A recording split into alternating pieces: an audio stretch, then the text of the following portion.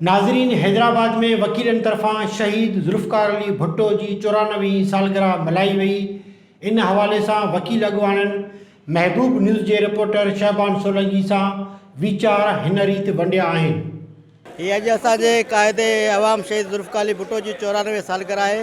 जीअं त असां जेके पंहिंजा क़ाइद आहिनि, शहीद ज़ुल्फ़िकार अली भुट्टो साहिबु आहे, मीर साहिबु आहे, उन खां अलावा शहीद शाहनवाज़ भुट्टो साहिबु आहे, मोहतरमा नुसरत भुट्टो साहिबु आहे, मोहतरमा गणवा भुट्टो साहिबु आहे, जूनियर ज़ुल्फ़िकार अली भुट्टो साहिबु आहे ऐं बीबी फातिमा भुट्टो साहिबु आहे।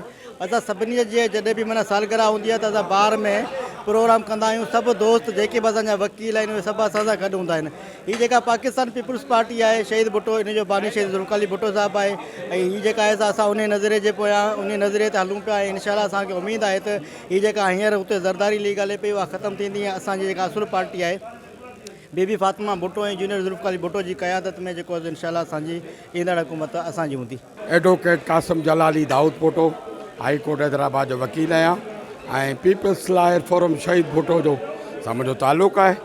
ऐं असां अॼु ज़ुल्फ़िकार अली भुट्टो एशिया पूरी दुनिया जो वर्ल्ड जो लीडर जनाब ज़ुल्फ़िकार अली भुट्टे जो असां अॼु सालगिरह जेका हुनजी 94 सालगिरह आहे उनजो अॼु असांखे कटियो आहे।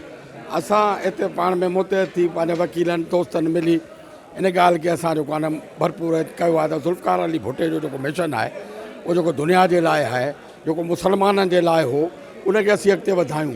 साईं, असां दिलि सां बार में दिलि सां सालगिरह भुट्टे साहिब जी मल्हाईंदा आहियूं ऐं मुबारकबाद था ॾियूं सॼी आवाम खे बि।